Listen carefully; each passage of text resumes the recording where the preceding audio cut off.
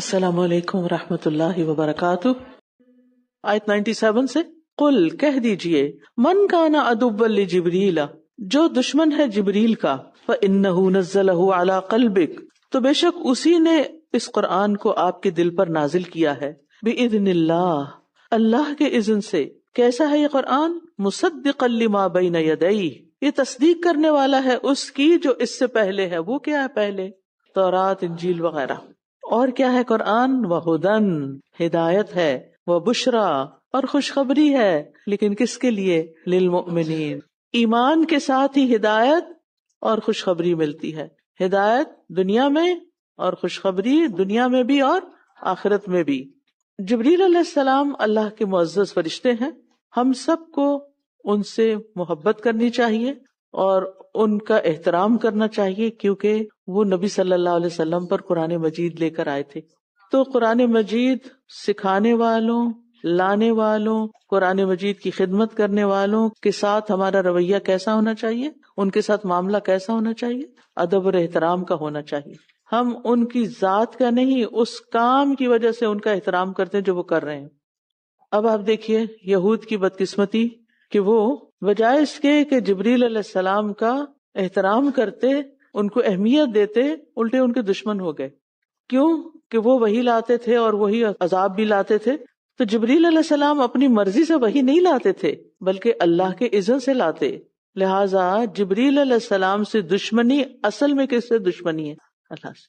اور پھر آپ دیکھیے کہ یہاں پر صرف قرآن اتارنے کی بات نہیں ہے، وحی نازل کرنے کی بات نہیں. علی قلبک تیرے دل پر، تیرے دل پر. یہ نہیں کہا تمہارے کانوں میں وحی ڈالی گئی، کہا گیا دل پہ ڈالی گئی. کیونکہ جو چیز دل قبول کر لیتا ہے نا وہ تو پھر نقش ہو جاتی، وہ تو پھر انسان بھولتا ہی نہیں. بتائیے جو باتیں آپ کے دل میں ہوتی ہیں کیا بار بار ان کا خیال نہیں آتا رہتا؟ اگر قرآن آپ کے بھی دل پر اترے تو اس کی نشانی کیا ہوگی؟ چلتے پھرتے کام کاج کرتے کیا ہوگا؟ کیا خیالات آئیں گے؟ آج ہم نے قرآن میں کیا پڑھا تھا، آج تو میں نے یہ آیت پڑھی ہے، آج تو میں نے یہ سیکھا ہے. یعنی قرآن ہی کی باتیں آپ کے دل پر آئیں گی اگر آپ کے دل پہ آ رہا ہے تو. اور اگر آپ کے صرف کان سن رہے ہیں نا اور دماغ لے رہا ہے، بس سمجھ لیا ہاں پتہ چل گیا، اور یہاں سے نکلے اور اس کے بعد یہاں آنے تک ایک بھی خیال نہیں آیا، تو اس کا کیا مطلب ہے؟ پھر دل نے ابھی قبول نہیں کیا. حافظہ اپنی جگہ ہے لیکن جو چیز لگ جاتی ہے نا دل کو وہ دوبارہ یاد ضرور آتی. جو لوگ آپ کے دل میں بستے ہیں، جو لوگ آپ کے دل میں اترے ہوئے ہیں، ان کے بارے میں آپ کو یاد کرانا پڑتا ہے. وہ ایک تمہاری امی بھی ہوتی ہیں، کبھی ان کو بھی یاد کر لیا کرو. نہیں، جو دل میں ہوتا ہے نا پھر انسان رہ ہی نہیں سکتا کہ اس کو یاد نہ کرے یا اس کے لیے دعا نہ کرے یا پھر اس کے ساتھ بات نہ کرے. تو ہم سب کو بھی اپنے دلوں کا جائزہ لیتے رہنا چاہیے. پھر فرمایا من کان عدوا للہ وملائکتہ ورسلہ وجبریل ومیکال فإن اللہ عدو للکافرین. جو کوئی اللہ کا اور اس کے فرشتوں کا اور اس کے رسولوں کا اور جبریل اور میکائیل کا دشمن ہے تو بے شک اللہ ایسے کافروں کا دشمن ہے. اور اللہ کی دشمنی معمولی دشمنی نہیں ہوتی، یہ بہت بڑی وعید ہے، بہت بڑی دھمکی ہے. اور جس کا دشمن اللہ مالک کائنات ہو جائے پھر اس کی تباہی میں کوئی شک ہی نہیں رہ جاتا. یعنی یہ نہیں ہو سکتا کہ آپ اللہ سے تو محبت کا دعویٰ کریں اور اس کے رسولوں اور فرشتوں اور جو دین کی طرف بلانے والے ہیں ان سے آپ دشمنی رکھ لیں. یہ سب ایک ہی سلسلے کی کڑیاں ہیں. آپ جس سے محبت کرتے ہیں اس کے سارے متعلقین سے بھی محبت کرتے ہیں. یعنی یہ نہیں ہو سکتا کہ آپ کو اماں سے تو محبت اور خالہ سے نہ ہو. خالہ سے کیوں ہے؟ کیونکہ وہ اماں کی بہن ہے. اپنے بہن بھائیوں سے کیوں محبت ہے؟ کیونکہ وہ بھی آپ کی ماں باپ کی اولاد ہے.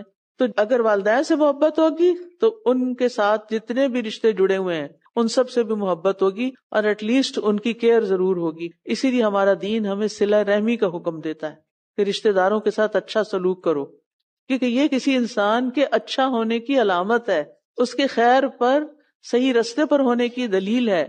اور اسی طرح آپ دیکھیں کہ جو لوگ بھی اللہ کا کلام پڑھتے ہیں، پڑھاتے ہیں، قرآن کے ساتھ محبت رکھتے ہیں، ان کے ساتھ بھی دشمنی نہ رکھیں، بغض نہ رکھیں، چاہے وہ کوئی بھی ہو. آج کل یہ ایک فتنہ بہت پھیل گیا ہے کہ فلاں میری جماعت کا نہیں، وہ الہدا کا نہیں، وہ فلاں انسٹیٹیوٹ کا ہے. لہذا وہ ہمارا کچھ نہیں لگتا. ایسا نہیں سوچنا چاہیے.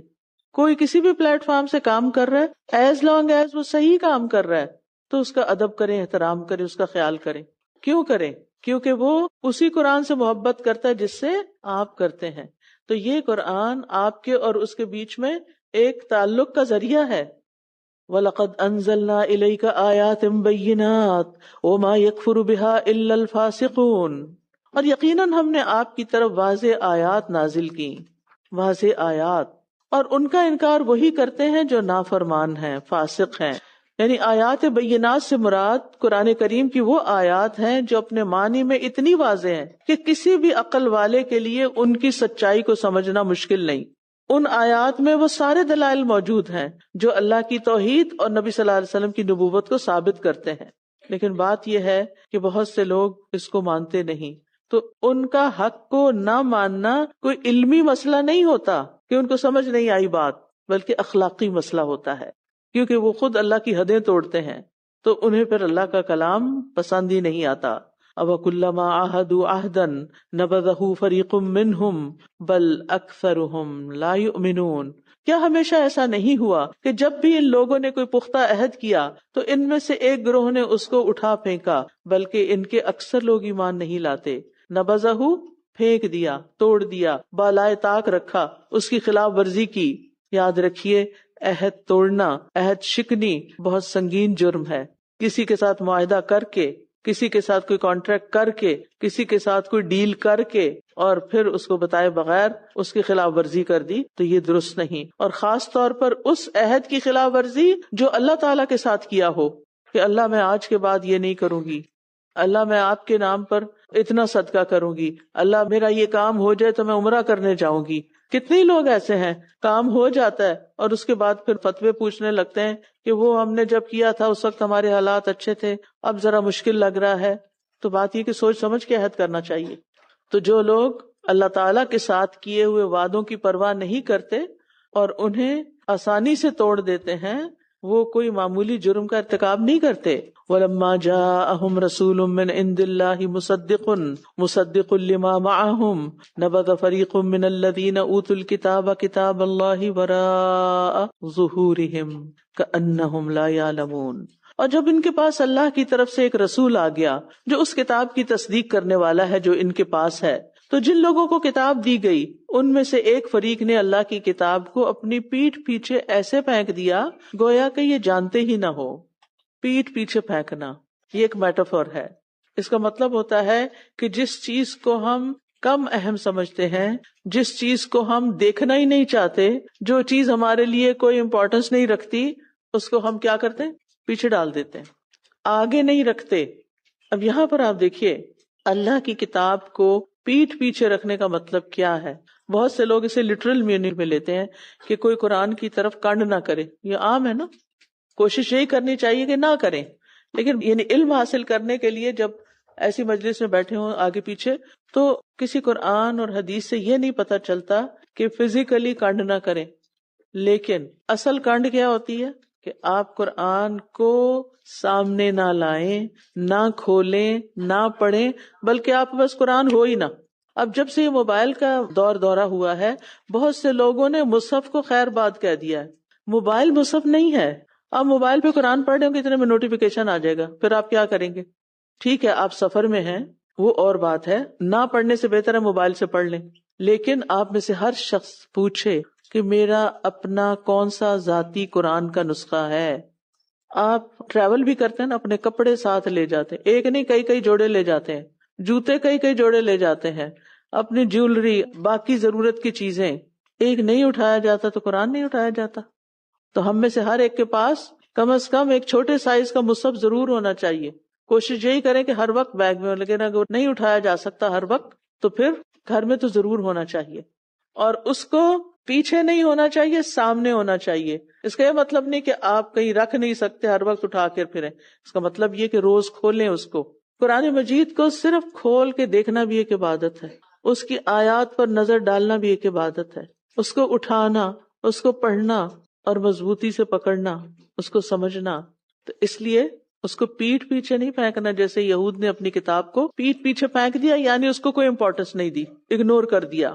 اچھا، اب جب اللہ کی کتاب کو چھوڑ دیا تو پھر کچھ اور تو کرنے کا ہونا چاہیے نا. وہ کیا تھا؟ وہ بھی بڑا دلچسپ ہے. وہ پیچھے پڑ گئے کن چیزوں کے؟ وَاتَّبَعُوا مَا تَتْلُو الشَّيَاطِينُ عَلَى مُلْكِ سُلَيْمَانَ، اور انہوں نے پیروی کی اس کی جو پڑھتے تھے شیاطین سلیمان کی بادشاہت میں، ان کے دور حکومت میں. وَمَا كَفَرَ سُلَيْمَانُ، اور سلیمان نے کفر نہیں کیا تھا. وَلَكِنَّ الشَّيَاطِينَ كَفَرُوا، لیکن شیاطین نے کفر کیا یعنی جادو کیا. يُعَلِّمُونَ النَّاسَ السِّحْرَ، وہ لوگوں کو جادو سکھاتے تھے.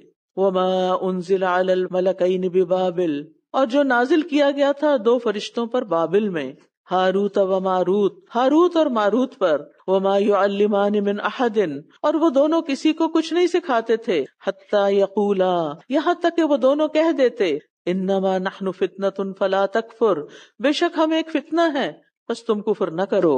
لیکن اس کے باوجود وہ کیا کرتے تھے؟ وَيَتَعَلَّمُونَ مِنْهُمَا، وہ ان دونوں سے سیکھتے تھے، ایک سے بھی نہیں، دونوں سے سیکھتے تھے. کیا؟ مَا يُفَرِّقُونَ بِهِ بَيْنَ الْمَرْءِ وَزَوْجِهِ، جس کے ساتھ وہ شوہر اور بیوی کے درمیان جدائی ڈالتے تھے. ایسا جادو کہ میاں بیوی لڑ پڑے. آج بھی اللہ تعالیٰ محفوظ رکھے، بہت سے لوگ اور خود مسلمان، ساس اپنے شوق سے بہو کو بیاہ کے لاتی ہے، پھر بہو کی کچھ باتیں پسند نہیں آتی، یا بہو بہت توجہ دیتی ہے میاں پہ، یا میاں بڑی محبت کرنے لگتا ہے اس، تو شکر ادا کرنے کی بجائے، خوش ہونے کی بجائے کہ الحمدللہ میرے بیٹے کو اپنی بیوی پسند آ گئی اور وہ اس سے محبت کرتا ہے، اس جیلس ہو جاتی ہے کہ کل تک تو یہ مجھے اماں اماں کرتا تھا، ہر وقت میرے آس پاس ہوتا تھا، اب مجھے تو پوچھتا نہیں، اب ہر وقت بیوی کے پیچھے لگا رہتا ہے، اس کو یہ اچھا نہیں لگتا. اب علم ہے نہیں، جہالت ہی جہالت ہے، لہٰذا وہ کسی کے پاس چلی جاتی ہے اور وہاں سے کوئی ایسی چیزیں لکھ پڑھ کے لے آتی ہے کہ جو ان کو کھلا دیتی ہے یا پلا دیتی ہے، اور جس کے بعد جو گھر میں لڑائیاں اور فساد شروع ہوتے ہیں، حتیٰ کہ طلاق تک نوبت جا پہنچتی. کیا یہ عقل مندی کی بات ہے؟ صرف اس لیے کہ بیٹا مجھے کم توجہ دیتا ہے؟ تو یہ بیٹے کو اللہ نے اس لیے پیدا تھوڑی کیا تھا وہ سارے وقت تمہارے سامنے بیٹھا رہے، نہ وہ بیوی کو دیکھے، نہ وہ بچوں کو دیکھے، نہ وہ گھر بنائے، نہ وہ کمائی کرے. ماؤں کو، خاص طور پہ عورتیں بیٹوں کے معاملے میں اتنی پوزیسو نہ ہوں، ان کو آزاد چھوڑ دیں، ان کو سانس لینے دیں، ان کو اپنی زندگی گزارنے دیں. جتنا آپ ان کو موقع دیں گے اس پر وہ انشاءاللہ آپ کے شکر گزار ہوں گے، پلٹ کے آپ کا بھی خیال کریں گے. پھر وہ اپنے دل سے کریں گے کہ ہماری ماں اتنی کیئرنگ ہے، اس نے اتنی مجھ پہ محنت کی اور آج وہ اپنا حق بھی نہیں مانگتی اور اس نے سارا حق دے دیا کہ جاؤ اپنی بیوی کے ساتھ تم اچھا برتاؤ کرو. تو یہ ایک فطرت کا نظام ہے. آپ دیکھیں کہ پرندوں کے بچے جب بڑے ہو جاتے ہیں تو ان کے ساتھ ساتھ رہتے ہیں، کہاں چلے جاتے ہیں؟ اپنے گھونسلے بناتے ہیں. آج انسانوں کے اندر اتنی بھی سمجھ نہیں کہ شادی کے بعد بچوں کو اتنی اجازت دے دیں کہ وہ اپنا گھر بنا لیں، الگ سے کسی اور جگہ موو ہو جائیں. نہیں، یہ تو ہو ہی نہیں سکتا. ہمارا تو خاندان میں رواج ہی نہیں، بہوؤں کو ساتھ ہی رہنا ہے اور ایک ایک کمرہ سب کو دیتے جاتے ہیں، نہ پردے کا انتظام، نہ کوئی پرائیویسی، اور بچے بھی لڑ رہے ہیں اور فتنہ فساد. ٹھیک ہے، کچھ صورتیں ناگزیر ہوتی ہیں کہ جن میں افورڈ نہیں کر سکتے یا کوئی مسئلہ ہوتا ہے، کوئی مجبوری ہوتی ہے کہ الگ نہیں کر سکتے، لیکن عام حالات میں ان کو باندھ کے رکھنا یہ درست نہیں، یہ آپ کے حق میں بھی اچھا نہیں. آپ جتنا زیادہ کسی کو کنٹرول کرنے کی کوشش کرتے ہیں اتنا ہی وہ آپ سے بھاگے گا، اور جتنا لوگوں کو آزاد چھوڑ دیں اور ان کے ساتھ محبت کریں، خیال کریں، ان کی ضروریات پوری کریں، آپ اپنا فرض پورا کریں اور ان کو سمجھنے کا موقع دیں کہ وہ بھی آپ کا حق دیں آپ کو. لیکن ایسا ہر کام حرام ہے. یہ ابلیس کا کام ہے میاں بیوی میں پھوٹ ڈلوانا، اور اس کی ایکسٹریم صورت تو جادو ہے، لیکن لوئسٹ کیا ہے؟ جس میں ادھر بیٹا کام سے گھر آیا، اماں لے کے بیٹھ گئی اس کو. وہ آیا تھا اماں کی زیارت کے لیے کہ میں کوئی نیکی کماؤں، اماں اس کو لے کے بیٹھ گئی. کس بات پہ؟ آج تمہاری بیوی نے یہ کیا. اس کو اتنا بھڑکایا، وہ جاتا ہے اس کے پاس، دو لگاتا ہے اس کو اور بول چال چھوڑ دیتا ہے. آپ دیکھیے، آپ بچے اس کے دیکھ رہے ہیں کہ باپ کیا کر رہا ہے، کل کو وہ بھی یہی کریں گے. ہمارے گھروں میں عام طور پر یہی مسائل ہیں جن کی وجہ سے پھر طلاقیں ہوتی ہیں، جن کی وجہ سے پھر بڑے بڑے فتنے رونما ہوتے ہیں، بچوں کی زندگیاں حرام ہو جاتی ہیں. تو میں ہر ماں کو یہ نصیحت کروں گی کہ وہ بہو کی شکایتیں اپنے بیٹے سے نہ کریں، اور اسی طرح وائس ورسا بہوؤں کو بھی یہ نصیحت کروں گی کہ وہ اپنے شوہر کے کان ماں کی طرف سے نہ بھریں یا کسی اور رشتہ دار کی طرف سے نہیں کہ تمہاری ماں نے یہ کیا، تمہاری ماں وہ کرتی، تمہاری ماں ایسی. سخت حماقت کی بات ہے کہ کوئی لڑکی اپنے میاں سے اس کی ماں کے خلاف بات کرے. کیوں؟ ہر بچے کو فطری طور پر اپنے ماں باپ سے محبت ہوتی ہے، چاہے وہ اس کا اظہار نہ بھی کریں یا بھولے میں ہوں، لیکن جو ہی کوئی ان کے ماں باپ کے خلاف بولے گا وہ بھڑک اٹھیں گے. جیسے ہمارے یہاں ہے نا کہ ویسے ہم سوئے ہوئے مسلمان ہیں، اگر کسی نے نبی صلی اللہ علیہ وسلم کے بارے میں کچھ کہہ دیا تو وہ جان سے مارنے کو تیار ہو جاتے ہیں. تو ایسے ہی ہر بندے کے اندر یہ محبت ہوتی ہے، چھپی بھی ہوتی ہے، کچھ کے اندر ظاہر ہوتی ہے، کچھ کے عمل میں ہوتی ہے، رویے میں ہوتی ہے. تو کبھی بھی یہ نہ کریں کہ اس کے کان اس کی ماں کے خلاف بھریں، کیونکہ وہ یہ برداشت نہیں کرے. اور اسی طرح شوہر کو بھی نہیں چاہیے کہ اپنی بیوی کے ماں باپ کی کوئی برائی بیان کرے، کیونکہ وہ برداشت نہیں کرے گی. نتیجہ کیا ہوگا کہ اس کے ماں باپ کی محبت اس کے دل سے نہیں نکلے گی، لیکن وہ آپ سے نفرت کرنے لگے گی. تو یہ انسان کے اندر کچھ چیزیں اللہ نے ایسی رکھی ہیں کہ جن کو اگنور نہیں کیا جا سکتا. بنی اسرائیل پیچھے پڑ گئے، وہ جادو کرتے جس کے ذریعے میاں بیوی کو لڑاتے، کس قدر فساد کا کام. اور یہ کیوں کرتے تھے؟ سوال یہ پیدا ہوتا ہے کہ میاں بیوی کو کیوں لڑاتے تھے؟ کیونکہ ان کے اندر پردے کا کوئی رواج نہیں تھا اور مکس پارٹیز. اب کیا ہوتا، ایک مرد چاہنے لگتا کسی کی بیوی کو، اب اس کو کیسے حاصل کرے؟ وہ تو اسی صورت میں حاصل کر سکتا نا جب وہ اس سے طلاق دلوائے. ویسے تو اس نے دینی نہیں، چلو جادو کے زور پر اس سے طلاق دلواؤ اور پھر اس سے خود شادی کر لو. یہ فساد بھی ہمارے معاشرے میں شروع ہو چکا ہے. تو بات یہ ہے کہ یہ بنی اسرائیل کے مسائل تھے جو آج امت مسلمہ میں بھی پیدا ہو چکے ہیں. لیکن ساتھ ہی اللہ تعالیٰ نے فرمایا وَمَا هُمْ بِضَارِّينَ بِهِ مِنْ أَحَدٍ إِلَّا بِإِذْنِ اللَّهِ، اور وہ کسی کو نقصان نہیں پہنچا سکتے تھے اللہ یہ کہ اللہ کا اذن ہو. یعنی اللہ کے حکم کے سوا اس جادو کے ساتھ کسی کو بھی نقصان نہیں دے سکتے تھے. وَيَتَعَلَّمُونَ مَا يَضُرُّهُمْ وَلَا يَنْفَعُهُمْ، اور وہ ایسی باتیں سیکھتے تھے جو انہیں نقصان دیتی تھیں اور ان کو نفع نہیں دیتی تھیں، فائدہ نہیں ہوتا تھا. وَلَقَدْ عَلِمُوا، اور یقیناً انہوں نے جان لیا تھا، انہیں پتا تھا لَمَنِ اشْتَرَاهُ، کہ جس نے بھی اس کو خریدا، یہ جادو کا کام کیا، مَا لَهُ فِي الْآخِرَةِ مِنْ خَلَاقٍ، اس کے لیے آخرت میں کوئی حصہ ہے ہی نہیں، کچھ نہیں ملے گا اس کو آخرت میں. وَلَبِئْسَ مَا شَرَوْا بِهِ أَنفُسَهُمْ، البتہ کتنا برا ہے جو انہوں نے بیچ ڈالا اس کے بدلے اپنی جانوں کو، دنیا میں یہ فساد پھیلا کے اپنی جانیں ہلاک کر دیں. لَوْ كَانُوا يَعْلَمُونَ، کاش وہ جانتے ہوتے. تو اس آیت میں، آیت تو ایک ہے لمبی، اس آیت میں اللہ کی کتاب کو چھوڑنے کا نقصان بتایا جا رہا ہے کہ جب لوگوں نے اللہ کی کتاب کو چھوڑ دیا تو اللہ نے انہیں ایک اور فتنے میں مبتلا کر دیا. کیونکہ ہوتا ایسے ہی ہے، جب آپ قرآن پڑھنا، سمجھنا، سمجھانا، سیکھنا، سکھانا، اس سے تعلق چھوڑتے ہیں تو پھر شیطان پیچھے لگ جاتے ہیں. وَمَن يَعْشُ عَن ذِكْرِ الرَّحْمَنِ نُقَيِّضْ لَهُ شَيْطَانًا فَهُوَ لَهُ قَرِينٌ، جو رحمان کے ذکر سے تغافل برتتا ہے ہم اس پر شیطان مسلط کر دیتے ہیں. وَهُوَ لَهُ قَرِينٌ، وہ اس کا دوست بن جاتا ہے اور پھر وہ اس کو غلط رستے دکھاتا ہے، غلط باتیں سچاتا ہے، منفی سوچے اس کے دل میں ڈالتا ہے، وسوسے ڈالتا ہے دل میں. تو رحمان کی کتاب چھوڑی، اور رحمان علم القرآن، رحمان کی رحمتیں آتی ہیں جب قرآن کی تعلیم ہوتی ہے. تو پھر لوگوں نے کیا کیا، جب کتاب چھوڑی تو پھر ان جادو ٹونے کے پیچھے لگ گئے، حالانکہ جادو کفر ہے. یعنی انسان کفر کی حد تک بھی پہنچ جاتا ہے بعض اوقات، کیونکہ کوئی اس کی اصلاح کرنے والا ہی نہیں ہے. فرمایا وَلَوْ أَنَّهُمْ آمَنُوا وَاتَّقَوْا لَمَثُوبَةٌ مِّنْ عِندِ اللَّهِ خَيْرٌ لَوْ كَانُوا يَعْلَمُونَ، اور اگر واقعی یہ ایمان لے آتے اور تقوی اختیار کرتے تو ضرور اللہ کے ہاں اچھا ثواب پاتے، کاش یہ جانتے ہوتے. تو اللہ کے ہاں اچھا ثواب کس چیز سے ملتا ہے؟ ایمان اور تقوی سے.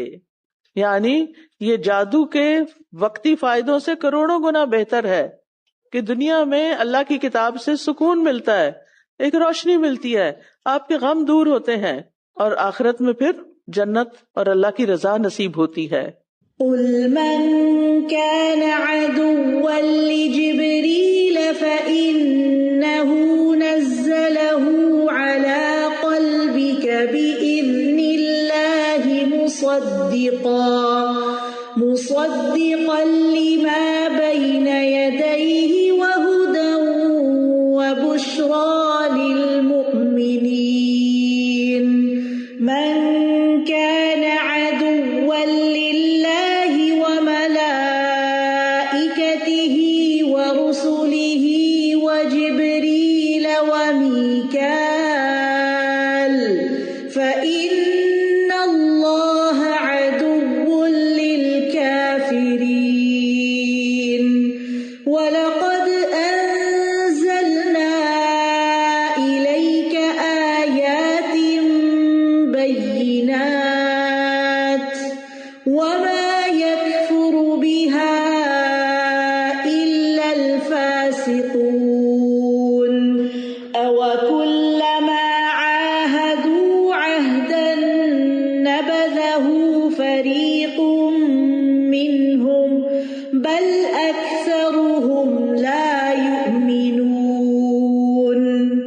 وَلَمَّا جَاءَهُمْ رَسُولٌ مِّنْ عِندِ اللَّهِ مُصَدِّقٌ لِّمَا مَعَهُمْ نَبَذَ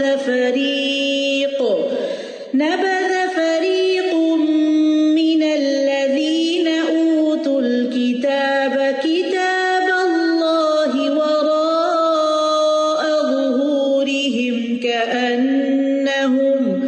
كَأَنَّهُمْ لَا يَعْلَمُونَ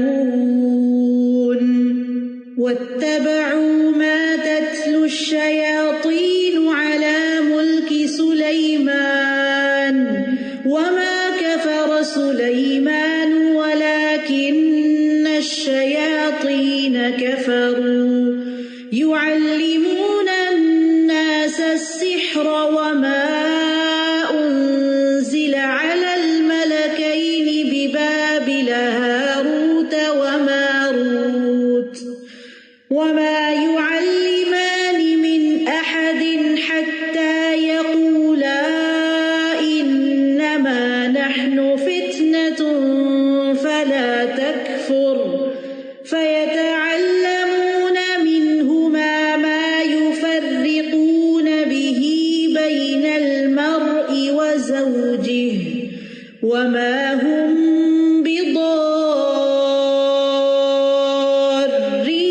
بِهِ مِنْ أَحَدٍ إِلَّا بِإِذْنِ اللَّهِ وَيَتَعَلَّمُونَ مَا يَضُرُّهُمْ وَلَا يَنفَعُهُمْ وَلَقَدْ عَلِمُوا لَمَنِ اشْتَرَاهُ مَا لَهُ فِي الْآخِرَةِ مِنْ خَلَاقٍ وَلَبِئْسَ مَا شَرَوْا بِهِ أَنفُسَهُمْ لَوْ كَانُوا يَعْلَمُونَ وَلَوْ أَنَّهُمْ آمَنُوا وَاتَّقَوْا لَمَثُوبَةٌ مِّنْ عِندِ اللَّهِ خَيْرٌ لَوْ كَانُوا يَعْلَمُونَ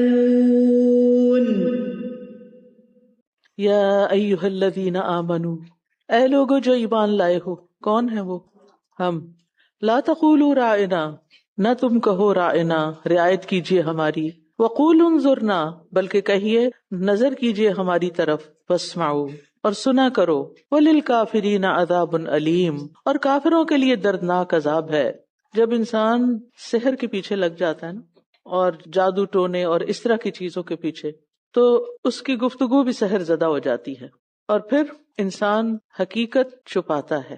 جادو اصل میں حقیقت کو چھپانے کے لیے ہوتا ہے، اور پھر اس کی وجہ سے بعض اوقات ایسی حرکتیں کرنے لگتا ہے کہ جس کی دین میں کوئی اجازت نہیں ہوتی. یہود جب نبی صلی اللہ علیہ وسلم کی مجلسوں میں آتے تو آپ صلی اللہ علیہ وسلم کی بات کوئی سمجھ نہ آتی تو صحابہ کے ساتھ جب ایسی کوئی سچویشن ہوتی تو وہ کہتے رائنا، آپ ہماری رعایت کیجیے. انہوں نے رائنا کے بجائے رائنا کرنا شروع کر دیا، ہمارا چرواہا. دلوں میں تو حسد اور نفرت چھپی ہوئی تھی تو اس کا اظہار بھی کرتے تھے، لیکن اس طرح ٹویسٹ کر کے کہ پتہ بھی نہ چلے. لیکن اللہ تعالیٰ سے کیسے چھپا سکتے تھے؟ تو اللہ سبحانہ وتعالیٰ نے کیا کیا؟ قرآن مجید میں ان کو تو کچھ نہیں کہا، لیکن مسلمانوں کو منع کر دیا کہ یہ لفظ نہیں بولنا آپ نے. ایسے الفاظ سے بچنا ہے کہ جس سے کوئی ایک جائز کام بھی ناجائز بن جائے. تو اس سے پتہ چلتا ہے کہ اگر کوئی جائز کام انسان کو حرام تک پہنچا دے تو اس کام سے بھی رک جانا چاہیے. اس کو سد ذریعہ کہتے ہیں. اور ویسے بھی گفتگو کے کچھ آداب ہوتے ہیں. گفتگو میں کچھ الفاظ استعمال نہیں کرنے چاہیے، اور خاص طور پر ایسے الفاظ جن سے شر انگیزی کا اندیشہ ہو، شر پھیلتا ہو. اور اسی طرح ایسے الفاظ بھی نہیں بولنے چاہیے کہ جس سے کسی کی بے ادبی ہو، تحقیر ہو اور اس کو اذیت دینے کا وہ باعث بنے. پھر فرمایا ما یود الذین کفروا من اہل الکتاب ولا المشرکین، نہیں چاہتے وہ لوگ جنہوں نے کفر کیا اہل کتاب میں سے، اور نہ ہی مشرکین یہ چاہتے ہیں. کیا نہیں چاہتے؟ ان ینزل علیکم من خیر من ربکم، کہ تم پر تمہارے رب کی طرف سے کوئی خیر نازل کی جائے. واللہ یختص برحمتہ من یشاء، اور اللہ جس کو چاہتا ہے اپنی رحمت کے ساتھ خاص کر لیتا ہے. واللہ ذو الفضل العظیم، اور اللہ بڑے فضل والا ہے. سبحان اللہ، کتنی بڑی خوشخبری ہے اس میں. کیا خوشخبری ہے کہ کسی کے حسد سے اور کسی کے روکنے سے خیر نہیں رکتی، کسی کے برا چاہنے سے آپ کا برا نہیں ہو سکتا. اللہ اگر کسی کو خیر پہنچانا چاہے، خیر دینا چاہے تو کوئی روک نہیں سکتا. ہم ہر نماز کے بعد کیا دعا کرتے ہیں؟ اللہم لا مانع لما اعطیت ولا معطی لما منعت ولا ينفع ذا الجد منک الجد. اب آپ دیکھیے کہ مشرکین کی مخالفت، یہود کی مخالفت، اتنی مخالفتوں سے مسلمانوں کا دل پریشان ہوتا تھا نا. مثلا آپ دین پڑھ رہی ہیں، دین کا کام کر رہی ہیں، گھر والے بھی مخالفت کر رہے ہیں، باہر والے بھی باتیں بنا رہے ہیں، آپ کے اندر کیا ہوگا؟ خوشی، اطمینان یا کوئی پریشانی ہوتی ہے نا. اور پھر آپ کو دھمکیاں دی جاتی، اور بعض اوقات انسان لگتا ہے کہ میں تو ایک قدم بھی آگے نہیں چل سکوں گا، میں کچھ کرنے کے قابل نہیں. آپ حوصلہ توڑ بیٹھتے ہیں. تو اس وقت ہمیشہ یہ سوچیں کہ واللہ یختص برحمتہ من یشاء واللہ ذو الفضل العظیم. اللہ بڑے فضل والا ہے، کسی کے حسد سے، نفرت سے، کسی کے روکنے سے خیر رکے گی نہیں. لیکن ہمیں اللہ سے پھر کیا مانگنا چاہیے؟ اس کا فضل مانگنا چاہیے. اللہم انی اسألک من فضلک ورحمتک فإنہ لا یملکھا الا انت ما ننسخ من آیت او ننسها نأتی بخیر منہا او مثلہا الم تعلم ان اللہ علی کل شیء قدیر. ہم جس آیت کو منسوخ کر دیتے ہیں یا اسے بھلوا دیتے ہیں تو اس سے بہتر یا اس جیسی اور لے آتے ہیں. کیا آپ نہیں جانتے کہ بے شک اللہ ہر چیز پر پوری قدرت رکھنے والا ہے. جب قرآن پاک نازل ہو رہا تھا تو پہلے کچھ آیتیں نازل ہوئی، پھر ان کو منسوخ کر کے نئی باتیں آ گئی، نئی آیات آ گئیں. تو کسی حکم کے منسوخ ہونے میں خیر اس اعتبار سے ہوتی ہے کہ نیا حکم لوگوں کے فائدے میں ہوتا ہے اور زیادہ فائدہ ہوتا ہے اس سے، یا کسی نقصان سے یا کسی تکلیف سے بعض اوقات انسان بچ جاتا ہے جب اس کے حالات میں تبدیلی آتی ہے.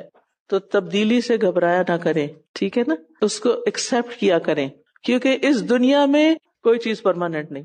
یعنی ہر وقت تبدیلی ہوگی، ہر آن. آپ دیکھیں کہ ایک سیکنڈ کے اندر سورج کہاں سے کہاں پہنچ جاتا ہے، زمین گھوم کے کہاں سے کہاں پہنچ جاتی ہے، ہمارے جسم کے اندر خون کہاں سے کہاں پہنچ جاتا ہے. ہر لمحہ تبدیلی ہو رہی ہے، کائنات میں بھی ہو رہی ہے، آپ کی ذات میں بھی ہو رہی ہے، آپ کے گھر میں بھی ہوں گی، آپ کی زندگی میں بھی ہوں گی.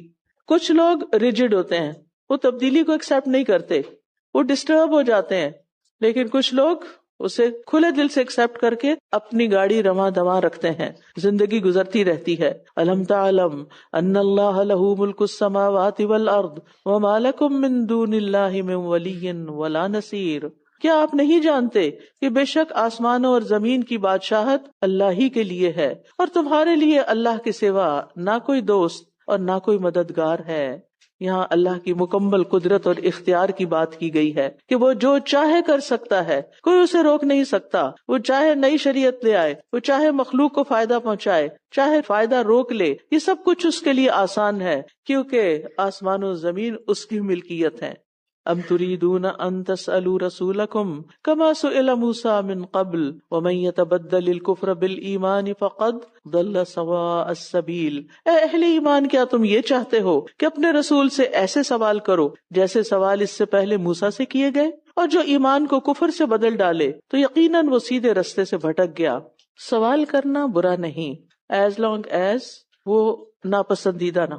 جو سوال دوسرے کو مشکل میں ڈالنے والے ہوں، محض نکتہ چینی اور اعتراضات کرنے کے لیے ہوں، وہ ناپسندیدہ ہوتے ہیں.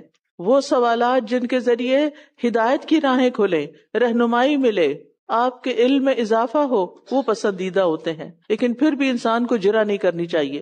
وَدَّ كَثِيرٌ مِّنْ أَهْلِ الْكِتَابِ لَوْ يَرُدُّونَكُم مِّن بَعْدِ إِيمَانِكُمْ كُفَّارًا حَسَدًا مِّنْ عِندِ أَنفُسِهِم مِّن بَعْدِ مَا تَبَيَّنَ لَهُمُ الْحَقُّ فَاعْفُوا وَاصْفَحُوا حَتَّىٰ يَأْتِيَ اللَّهُ بِأَمْرِهِ ان اللہ علی کل شیء قدیر. اہل کتاب میں سے بہت سے لوگ اپنے دلوں کے حسد کی وجہ سے یہ چاہتے ہیں کہ کاش تمہارے ایمان لانے کے بعد وہ تمہیں کافر بنا دیں. یعنی ان کے حسد کا مقصد کیا ہے کہ تمہیں ایمان سے پھیر دیں، اس کے بعد کہ ان پر حق ظاہر ہو چکا ہے، انہیں پتا ہے کہ تم حق پر ہو. کتنے لوگ ایسے ہوتے ہیں نا، انہیں پتا ہوتا ہے آپ ٹھیک کام کر رہے ہیں، پھر بھی آپ کے اوپر تنقید کیے چلے جائیں گے، آپ کو برا بھلا کہے جائیں گے. ایسی تنقید، ایسے کرٹیسزم کا جواب کیا ہونا چاہیے؟ فاعفوا واصفحوا. جا بابا معاف کیا، معاف کرو، درگزر کرو. یہاں تک کہ اللہ اپنا حکم لے آئے. اللہ سبحانہ تعالیٰ ان اختلافات کا فیصلہ کرے گا. ان باتوں میں اگر تم حق پر ہو تو تمہارا حق پر ہونا ثابت کرے گا. بے شک اللہ ہر چیز پر پوری قدرت رکھنے والا ہے. اصل میں حسد کا سب سے بڑا نقصان یہ ہوتا ہے کہ وہ انسان کو اس حد تک گرا دیتا ہے، اتنے گھٹیا کاموں پہ اکساتا ہے کہ وہ دوسرے کی نیکی اور ہدایت کو بھی برداشت نہیں کر پاتا. حسد اتنی بری چیز ہے کہ اس کی صحیح بات کو بھی کیا کرتا ہے، غلط ثابت کرنا چاہتا ہے، صحیح کام پر بھی نکتہ چینی کرے گا. تو جو لوگ دین سے ہٹانے والے ہوں ان کے مقابلے میں کرنے کا کام کیا ہے کہ آپ ان کی باتوں پر توجہ نہ دیں، جو کرنے کا کام ہے وہ کرتے جائیں. صبر سے ایک دن وہ بھی مان جائیں گے کہ جو آپ کر رہے تھے وہ ٹھیک تھا. یہ نفسیاتی چالیں ہوتی ہیں کہ آپ کو اندر سے ویک کرتے ہیں. دشمن کی نفسیاتی چالوں کا مقابلہ صبر، معافی اور اپنے ایمان کی پختگی کے ساتھ کریں. وَأَقِيمُوا الصَّلَاةَ، اور کیا کریں؟ معاف کرنے کے علاوہ نماز قائم کریں، نماز سے مدد لیں. وَآتُوا الزَّكَاةَ، زکوٰۃ ادا کریں، اپنے فرائض پورے کریں. وَمَا تُقَدِّمُوا لِأَنفُسِكُم مِّن خَيْرٍ تَجِدُوهُ عِندَ اللَّهِ، اور جو نیکی بھی تم اپنے لیے آگے بھیجو گے اسے اللہ کے ہاں پالو گے. یعنی نیکی کے جتنے مواقع تمہارے سامنے آئیں کیا کرو؟ ان سے فائدہ اٹھاؤ، نیکی کرتے جاؤ. کیوں؟ کیونکہ تم اس کا اجر اللہ کے پاس پاؤ گے. کوئی تمہاری نیکی کو اکنالج کرتا ہے یا نہیں، تمہاری نیکی کو مانتا ہے یا نہیں، تمہاری خدمت کو کوئی شاباش دیتا ہے یا نہیں، تم کرتے چلے جاؤ. کیونکہ سب اللہ کے ہاں جمع ہو رہا ہے. کیونکہ بعض اوقات ہم پٹ آف ہو جاتے ہیں نا، میں نے اس کے ساتھ اتنا کیا اور اس نے دیکھو کیا کیا میرے ساتھ، الٹا میری خلاف باتیں شروع کر دی، اب میں اس کے ساتھ یہ نہیں کروں گا. نہیں، آپ نے نہیں چھوڑنی اپنی نیکی. آپ جہاں نیکی کا موقع ہے نیکی کرتے رہے. کوئی تعریف کرے، کوئی مانے، کوئی نہ مانے، کوئی بات نہیں، کیونکہ بے شک جو عمل بھی تم کرتے ہو اللہ اس کو دیکھ رہا ہے. تمہارے عمل بھی دیکھ رہا ہے، ان کی باتیں بھی دیکھ رہا ہے، اور تمہارے لیے تمہارے عمل کی جزا کئی گنا زیادہ ہوگی اور ان کی باتوں کی سزا انہیں مل کر رہے گی. کیونکہ فیصلہ اللہ کی جناب میں ہونا ہے جو مالک یوم الدین ہے. یاد رکھیے، نیک عمل ضائع نہیں جاتا. دنیا میں اللہ کی خاطر کی گئی نیکیاں آخرت کے لیے ذخیرہ بن جاتی ہیں. وہ آپ ایڈوانس بھیج رہے ہیں، جیسے کوئی شخص دوسرے ملک جانے سے پہلے اپنا مال یا سرمایہ ایڈوانس میں بھیج دیتا ہے تاکہ وہاں جا کے آسانی ہو. تو یہاں جو نیکی کر رہے ہیں وہ وہاں کے اکاؤنٹ میں جمع ہو رہی ہے. اپنی اس زندگی میں اپنی آخرت کے لیے سرمایہ کاری کریں. آج بونے کے دن ہیں، کل کاٹیں گے، لہذا نیکی کرتے چلے جائیں. وَقَالُوا لَن يَدْخُلَ الْجَنَّةَ إِلَّا مَن كَانَ هُودًا أَوْ نَصَارَىٰ، اور یہ کہتے ہیں جنت میں ہرگز کوئی داخل نہ ہوگا مگر وہ جو یہودی ہو یا عیسائی. تِلْكَ أَمَانِيُّهُمْ، وہ پیچھے بات تھی نا امانی، تِلْكَ أَمَانِيُّهُمْ، یہ ان کی امانی ہیں، یہ ان کی تمنائیں ہیں، یہ ان کے خیالات ہیں، یہ ان کی خوش فہمیاں ہیں. قُلْ هَاتُوا بُرْهَانَكُمْ، کہہ دیجئے اپنی دلیل تو لاؤ. کہاں لکھی ہے یہ بات؟ ان کنتم صادقین، اگر تم سچے ہو. تو امانی وہ ہوتی ہیں جو دل بہلانے کی باتیں ہوتی ہیں، جن پر کوئی نہ عقلی دلیل ہوتی ہے نہ نقلی. تو جنت میں جانے کے لیے محض آرزویں کافی نہیں ہوں گی، کام نہیں آئیں گی. کیونکہ یہود کا خیال تھا نا، یہود و نصارہ کے، کہ وہ اللہ کے بڑے پیارے ہیں. خاص طور پر یہود یہ کہتے تھے جنت ان کی جاگیر ہے، جیسے آج کل مسلمان سمجھتے ہیں. ویسے مسلمان کہلانا ہی کافی ہے. تو یہاں پر اللہ سبحانہ وتعالیٰ نے عمل کی بات کی ہے. ہمیں صرف مسلمان ہونے پر ہی فخر نہیں ہونا چاہیے اور صرف آرزوؤں پہ تکیہ نہیں کر لینا چاہیے اور بغیر دلیل کے کسی بات کو اپنا بلیف نہیں بنا لینا چاہیے، بلکہ اللہ تعالیٰ نے قرآن و سنت میں جو بتا دیا ہے اس کو دل و جان سے لینا چاہیے اگر جنت چاہتے ہیں. بلا، بتا دیا کیا کرو. بلا من اسلم وجہہ للہ وَهُوَ مُحْسِنٌ فَلَهُ أَجْرُهُ عِندَ رَبِّهِ وَلَا خَوْفٌ عَلَيْهِمْ وَلَا هُمْ يَحْزَنُونَ. ہاں، جس نے اپنا چہرہ اللہ کے لیے جھکا دیا اور وہ نیکی کرنے والا بھی ہو تو اس کا اجر اس کے رب کے پاس ہے. ایسے لوگوں کو نہ کوئی خوف ہوگا نہ وہ غمگین ہوں گے. سارے اعضاء میں سے، سارے باڈی پارٹس میں سے چہرے کا خاص ذکر کیا گیا کیونکہ یہی انسان کی پہچان ہوتی ہے اور چہرے پر ہی سارے تاثرات بھی ہوتے ہیں انسان کے، خوشی، غم، ایکسپٹنس، ریجیکشن، ہر چیز کے. تو اگر چہرہ جھک جائے تو باقی سارا جسم بھی جھک جاتا ہے. نماز میں بھی ہم اپنا چہرہ ہی زمین پر رکھتے ہیں. تو جنت میں جانے کی 2 شرطیں ہیں یہاں پر. نمبر 1 کیا؟ اپنا چہرہ، اپنی مرضی، اپنی نگاہیں، اپنے کان، اپنی باتیں سب اللہ کی مرضی کے تابع کر دو. اور دوسری یہ کہ اس کے ساتھ نیک عمل بھی کرو، یعنی اللہ کے لیے خالص کرو اپنے آپ کو اور پھر نیت خالص کرو اور پھر نیک عمل بھی کرو. تو نیک عمل وہی ہوتا ہے جو قرآن و سنت کے مطابق ہوتا ہے. اگر اخلاص نہ ہو تو منافقت اور ریاکاری ہوتی ہے، اور اگر سنت نہ ہو تو بدعت اور گمراہی ہوتی ہے.